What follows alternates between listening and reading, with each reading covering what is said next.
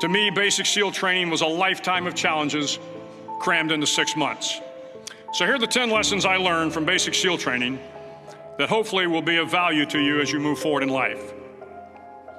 Every morning in SEAL training, my instructors, who at the time were all Vietnam veterans, would show up in my barracks room, and the first thing they'd do was inspect my bed.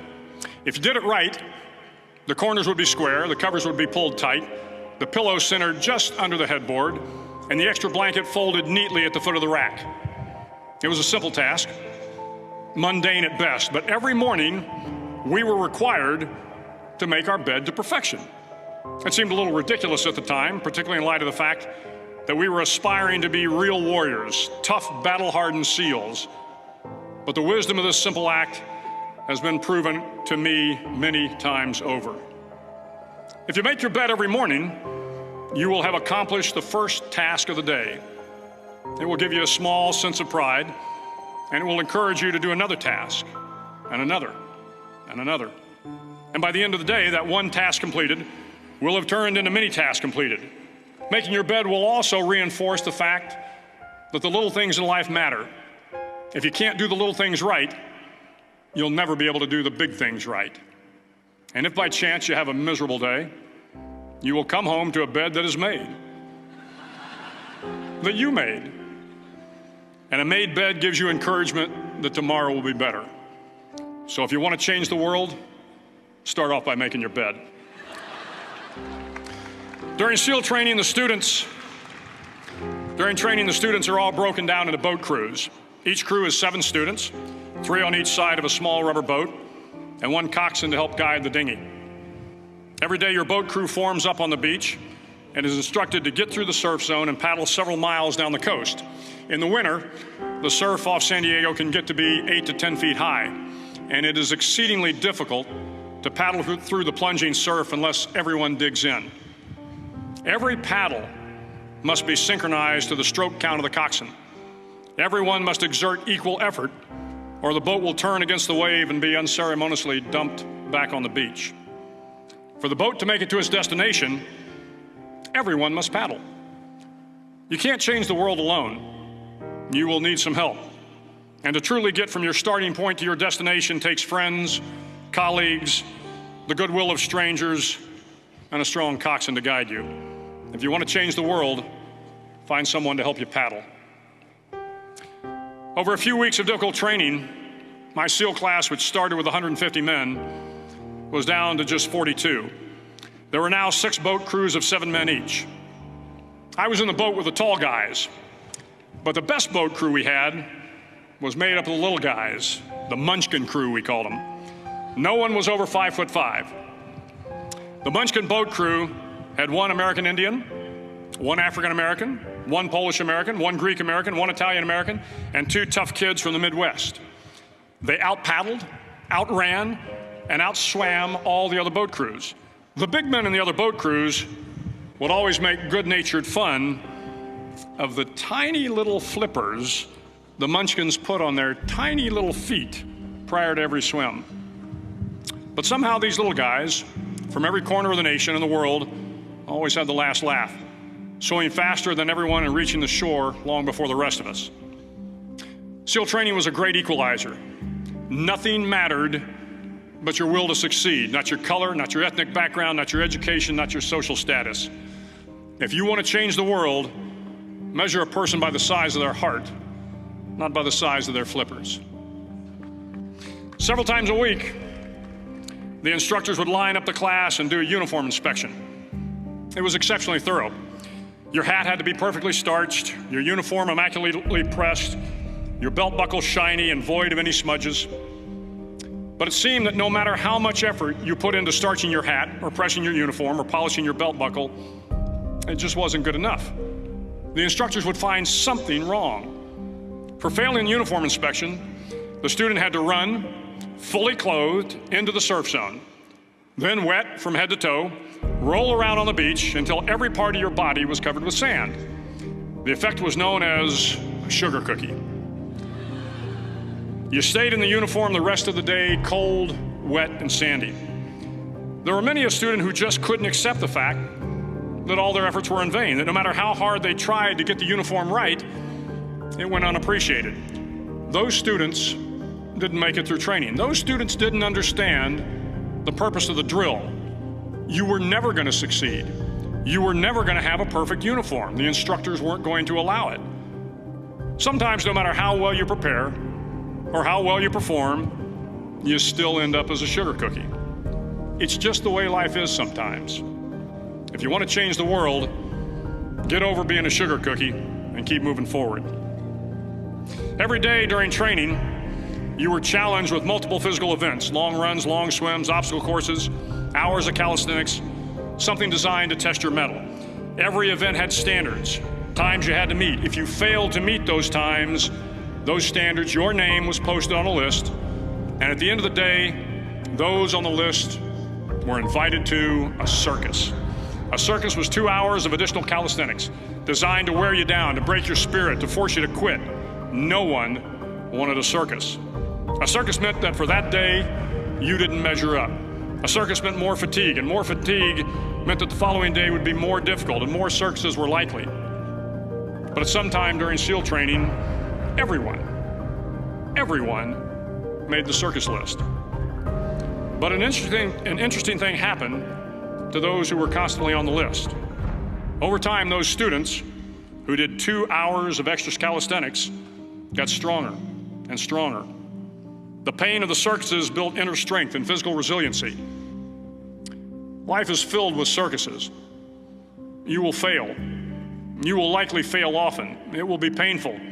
It will be discouraging. At times, it will test you to your very core. But if you want to change the world, don't be afraid of the circuses.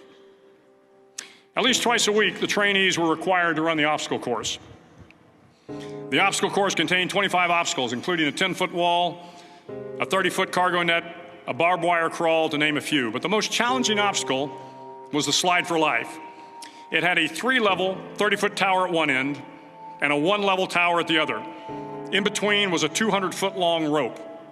You had to climb the 3-tiered tower, and once at the top, you grabbed the rope, swung underneath the rope, and pulled yourself hand over hand until you got to the other end. The record for the obstacle course had stood for years when my class began in 1977. The record seemed unbeatable until one day a student decided to go down the slide for life head first. Instead of swinging his body underneath the rope and inching his way down, he bravely mounted the top of the rope and thrust himself forward. It was a dangerous move, seemingly foolish and fraught with risk. Failure could mean injury and being dropped from the course. Without hesitation, the student slid down the rope perilously fast. Instead of several minutes, it only took him half that time. And by the end of the course, he had broken the record. If you want to change the world, sometimes you have to slide down the obstacles head first. During the land warfare phase of training, the students are flown out to San Clemente Island, which lies off the coast of San Diego. The waters off San Clemente are a breeding ground for the great white sharks. To pass SEAL training, there are a series of long swims that must be completed. One is the night swim. Before the swim, the instructors joyfully brief the students on all the species of sharks that inhabit the waters off San Clemente. They assure you, however, that no student has ever been eaten by a shark, at least not that they can remember. But you are also taught that if a shark begins to circle your position, stand your ground. Do not swim away. Do not act afraid. And if the shark, hungry for a midnight snack, darts towards you, then summons up all your strength and punch him in the snout, and he will turn and swim away. There are a lot of sharks in the world. If you hope to complete the swim, you will have to deal with them. So if you want to change the world, don't back down from the sharks. As Navy SEALs, one of our jobs is to conduct underwater attacks against enemy shipping. We practice this technique extensively during training. The ship attack mission is where a pair of SEAL divers is dropped off outside an enemy harbor and then swims well over 2 miles underwater, using nothing but a depth gauge and a compass to get to the target. During the entire swim, even well below the surface, there is some light that comes through. It is comforting to know that there is open water above you. But as you approach the ship, which is tied to a pier, the light begins to fade. The steel structure of the ship blocks the moonlight. It blocks the surrounding street lamps. It blocks all ambient light. To be successful in your mission, you have to swim under the ship and find the keel, the center line, and the deepest part of the ship. This is your objective.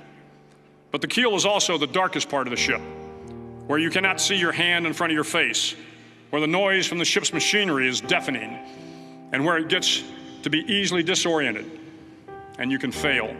Every SEAL knows that under the keel, at that darkest moment of the mission, is a time when you need to be calm, when you must be calm, when you must be composed, when all your tactical skills, your physical power, and your inner strength must be brought to bear. If you want to change the world, you must be your very best in the darkest moments. The 9th week of training is referred to as Hell Week. It is 6 days of no sleep, constant physical and mental harassment, and one special day at the Mud Flats. The Mud Flats are an area between San Diego and Tijuana where the water runs off and creates the Tijuana Sloughs, a swampy patch of terrain where the mud will engulf you. It is on Wednesday of Hell Week that you paddle down to the Mud Flats and spend the next 15 hours trying to survive this freezing cold, the howling wind, and the incessant pressure to quit from the instructors. As the sun began to set that Wednesday evening, my training class, having committed some egregious infraction of the rules, was ordered into the mud. The mud consumed each man till there was nothing visible but our heads. The instructors told us we could leave the mud if only 5 men would quit. Only 5 men, just 5 men, and we could get out of the oppressive cold. Looking around the mud flat, it was apparent that some students were about to give up. It was still over 8 hours till the sun came up. 8 more hours of bone-chilling cold. The chattering teeth and the shivering moans of the trainees were so loud, it was hard to hear anything. And then one voice began to echo through the night. One voice raised in song. The song was terribly out of tune, but sung with great enthusiasm. One voice became 2, and 2 became 3, and before long, everyone in the class was singing. The instructors threatened us with more time in the mud if we kept up the singing, but the singing persisted, and somehow the mud seemed a little warmer, and the wind a little tamer, and the dawn not so far away. If I have learned anything in my time traveling the world, it is the power of hope, the power of one person, a Washington, a Lincoln, King, Mandela, and even a young girl from Pakistan, Malala. One person can change the world by giving people hope. So if you want to change the world, start singing when you're up to your neck in mud. Finally, in SEAL training, there's a bell. A brass bell that hangs in the center of the compound for all the students to see. All you have to do to quit is ring the bell. Ring the bell, and you no longer have to wake up at 5 o'clock. Ring the bell, and you no longer have to be in the freezing cold swims. Ring the bell, and you no longer have to do the runs, the obstacle course, the PT, and you no longer have to endure the hardships of training. All you have to do is ring the bell to get out. If you want to change the world,